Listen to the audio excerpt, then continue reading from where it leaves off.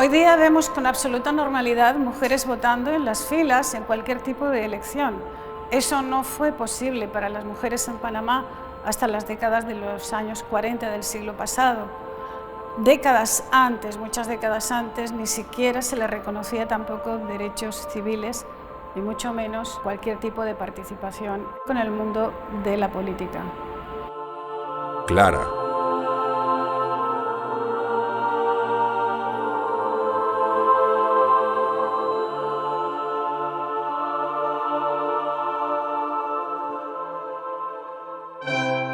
La primera petición del voto para las mujeres fue rechazada en Londres en 1832. 34 años después, John Stuart Mill y Henry Fawcett presentan en el Parlamento británico otra enmienda firmada por 1.500 mujeres lideradas por Emily Davis y Elizabeth Garrett Anderson, aunque fue de nuevo rechazada. Ese año, el Women's Suffrage Committee organizó el primer meeting en Londres a favor del sufragio femenino. Pero no es sino hasta 1918 cuando las mujeres británicas mayores de 30 años logran el reconocimiento del voto femenino, que sería ampliado a todas las mujeres mayores de edad en 1928. 4 décadas más tarde, nacería la National Society for Women's Suffrage, cimiento a nivel mundial de otros movimientos de reivindicación de los derechos de la mujer.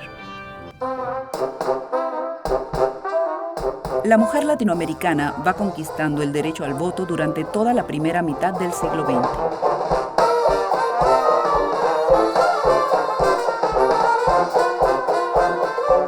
Las 2 primeras décadas de la República Panameña son de efervescencia social.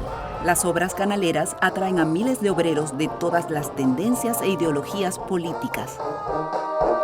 En 1921, Clara González ha cumplido 20 años. Acaba de graduarse de maestra y está estudiando Derecho para convertirse en la primera abogada panameña. Había oposición al derecho al sufragio de las mujeres de muchas formas. Había sectores de los políticos de derechas, podríamos decir, que se oponían porque aducían que las mujeres no podían ser tocadas por la política, que la política era sucia, era inmoral y que las mujeres eran puras y no debían de pasar por ahí. Aparte de que había otros sectores más reaccionarios que decían que las mujeres no tenían inteligencia ni aptitudes para estar en la política. De parte de sectores de políticos de izquierda, había algunos que tenían miedo a darle el voto a las mujeres porque pensaban que las mujeres iban a votar lo que los curas decían. Clara debe esperar hasta 1924 para ejercer la abogacía, al aprobarse la Ley 55 que otorga ese derecho a las mujeres. Como ustedes tal vez conocerán de su historia, ella no era aceptada para entrar en la Facultad de Derecho, pero gracias a su insistencia finalmente logra entrar. Hay una anécdota muy que digo yo que define muy bien esa perseverancia, y es que mi bisabuela, Mamilla, como de cariño le conocíamos, siempre contaba que hubo momentos incluso cuando no la dejaban entrar a la facultad, que Clara se ponía el sombrero de su hermano, se peinaba prácticamente como si fuera un hombre y entraba a la Facultad de Derecho y decía, bueno, aquí estoy, pues, yo soy Clara González, ya estoy adentro. ¿Me van a dejar estudiar Derecho o no? Entonces, yo creo que eso te demuestra un poco la perseverancia, pero no solo la perseverancia, sino la meta definida, el objetivo. Ella siempre supo que quería estudiar Derecho para poder impulsar los cambios que lograran la igualdad de la mujer o mejorar la situación de los derechos de la mujer y los derechos de la niñez posteriormente. En 1924 funda el Partido Nacional Feminista junto a Sara Sotillo, Elida Campodónico de Crespo, Rosa Navas y muchas otras.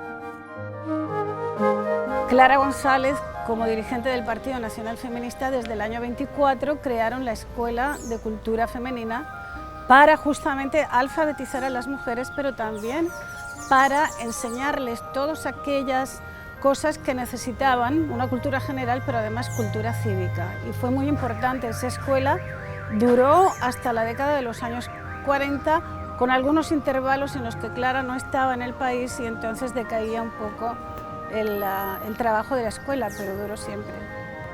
Obtiene, becada, el diploma de doctora en leyes en Nueva York, siendo la primera mujer latinoamericana en alcanzarlo. Vuelve a Panamá y funda el partido Unión Nacional de Mujeres, estableciendo escuelas de ciudadanía y centros populares de cultura. Finalmente, logran el pleno derecho de las mujeres al sufragio cuando se promulga la nueva Constitución panameña en 1946. Clara González procedía de una familia muy humilde. Su padre era un español inmigrante, bueno, que tenía una historia muy trabajada, y su madre una indígena buglé o nobe, en todo caso de la zona de Remedios. Ella de pequeña, y eso lo cuenta ella, es testimonio de ella de pequeña vivió la explotación y el maltrato a los campesinos y sobre todo a los indígenas en la zona de Remedios, donde ella vivió su infancia.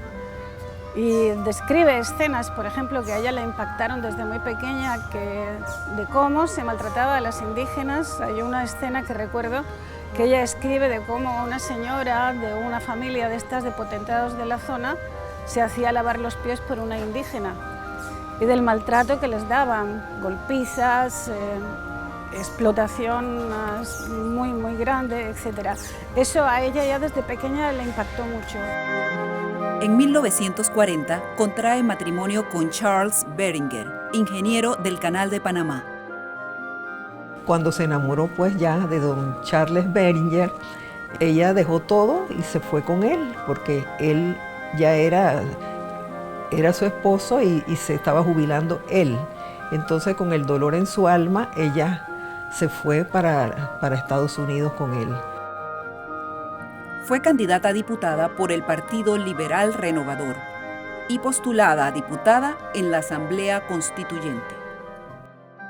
En la década de los años 30, ser comunista no es lo que fue en los años 50 ni lo que es hoy. Y en esa época ella se autoproclama socialista. En los años 20 ella formó parte del grupo comunista, en el año 22-23, pero eso era ser una mujer de izquierda. Era algo parecido a lo que hoy podríamos decir socialdemocracia. Para ella la libertad y la igualdad eran dos aspiraciones políticas fundamentales.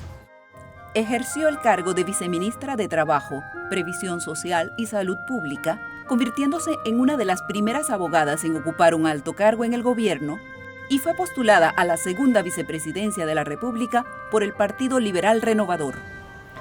En Nueva York, Clara se encontró con lo más granado del feminismo norteamericano. Y ahí se encontró, por ejemplo, conoció a Alice Paul, que era la fundadora y dirigente del Partido Nacional de la Mujer en Estados Unidos, que fue el sector más radical, el que impuso desde el 19 y el 20 la lucha por el voto, y sectores como Carrie Chapman Catt, que eran los más moderados. Y en medio de esto, otra serie de mujeres que fueron las que, junto con ella, siendo ella parte del grupo, fundaron la Comisión Interamericana de Mujeres desde el año 28 en adelante. Se destacó como miembro de diversas organizaciones internacionales. Participó en un gran número de congresos mundiales. Formó parte del equipo que creó el sistema penitenciario panameño y fue objeto de numerosas distinciones, honores y premios en el ámbito nacional e internacional.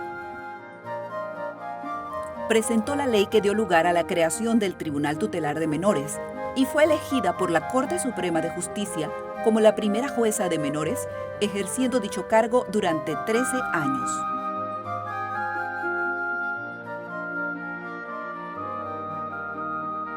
Después de reorganizar 1970 y haciendo las transformaciones que se requerían, llega el momento en que está cumpliendo la ley 51 de 1954, 25 años. Y dije, aquí tenemos que reconocerle a doña Clara González de Beringer sus ejecutorias. Y me dispuse en 1976 a que se le hiciera un reconocimiento a través de una condecoración, que fue la de Vasco Núñez de Balboa, y en ese sentido conseguí el apoyo de la presidenta de la Corte Suprema de Justicia, que en ese tiempo era Marisol Reyes de Vázquez, del ministro de Gobierno y Justicia, que era Ricardo Alonso Rodríguez, compañero mío de graduación, y del presidente Demetrio Lacas.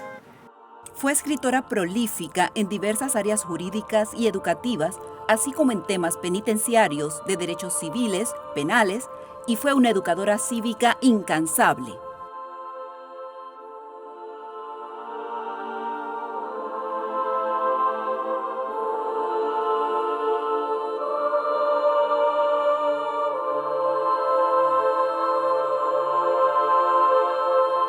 Muchas panameñas de hoy siguen luchando por la equidad de género, sus derechos y la paridad política, inspiradas en el ejemplo de Clara.